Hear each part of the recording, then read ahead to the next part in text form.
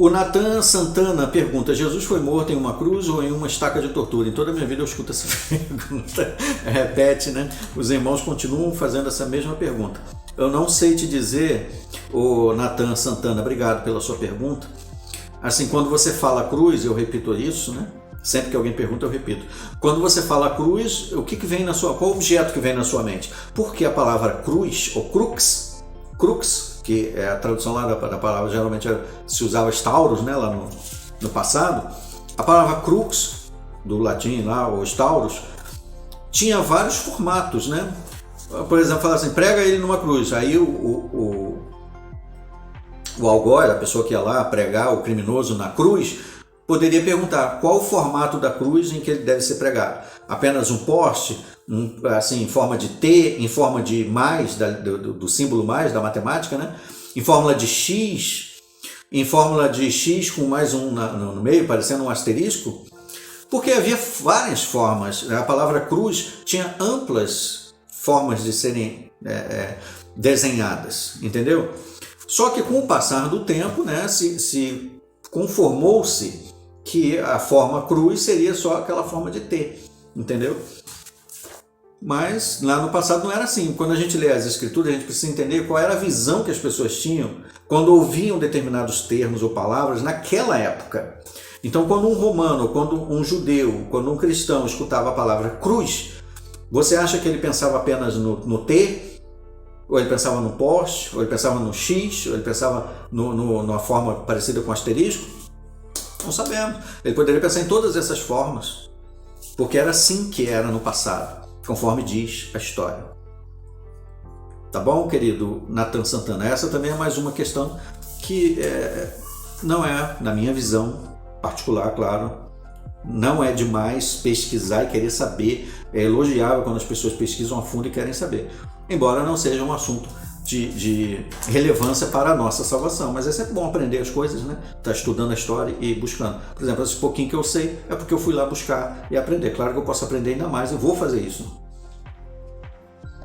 O Torre de Whisky diz assim: com as novas luzes sobre a geração sobreposta, ficou confuso o entendimento de Mateus 24:34, que Jesus fala: esta geração de modo algum passará até que todas essas coisas ocorram. Marcos 13:30 e Lucas 21:32, que falam paralelamente a respeito do mesmo assunto. Então, ele disse assim: já que quando eu pertencia à seita da Torre, ensinavam que esta geração de 1914, se referia a 1914, né?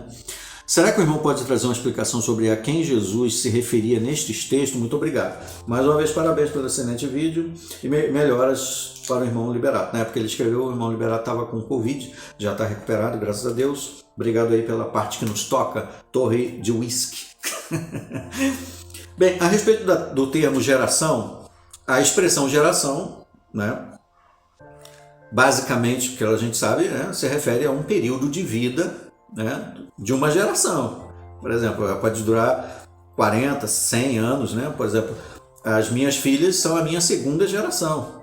Para a minha mãe, elas são a terceira geração. É mais ou menos assim que a gente visualiza, né? Então já não é mais a mesma geração, embora nós sejamos contemporâneos, ou seja, vivemos no mesmo período, na mesma época.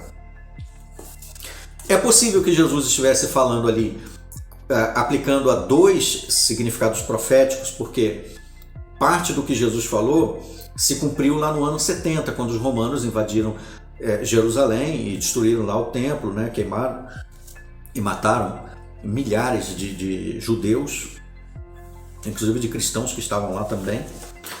Mas as palavras de Jesus, esta geração, poderia ter um significado para aquele cumprimento lá no primeiro século e também para o tempo do fim, para o período do seu retorno, quando ele disse que ele voltaria. Foi a pergunta feita pelos apóstolos em Mateus capítulo 24, versículo 3. Qual o sinal da sua presença e do final, né, do mundo, do sistema de coisas, de tudo isso? Então, qual será o sinal da tua vinda? Eles estavam perguntando isso, né? Quando Jesus viria. E aí Jesus falou: cuidado, que muitos vão dizer, ele está aqui, ele está ali. Não, não é assim não. Aí no 25 ele fala: quando o Filho do Homem vier, ele estava falando da vinda dele. E que nós deveríamos nos manter vigilantes.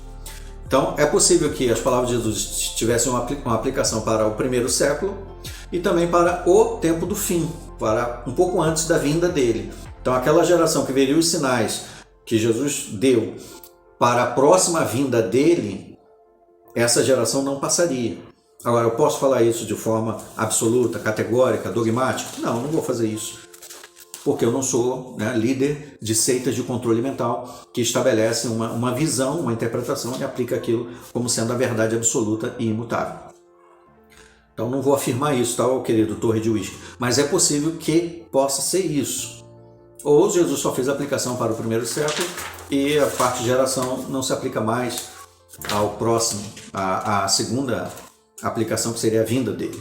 Entendeu? Muito bem. Esse é um assunto muito recorrente na organização e por eles quererem fazer a aplicação de tudo e ficar dando detalhes da interpretação deles, eles acabam fazendo mudanças nas doutrinas, o que geram as chamadas novas luzes. A questão da geração já teve várias modificações. A expressão esta geração já se referiu só aos cristãos ungidos, chamados 144 mil na Torre de Vigia. Esta geração se aplicou apenas aos cristãos da organização, já se aplicou só às pessoas do mundo. E aí agora esta geração se aplica aos cristãos ungidos, de novo, né? Só que aqueles que viram os eventos de 1914 e aqueles que foram contemporâneos, então é chamada de sobreposta. Porque essa geração coincide com a outra e continua por um período que nós não sabemos, né? E aí, por aí, eles ganham mais um tempo para suas profecias e os seus falhanços proféticos.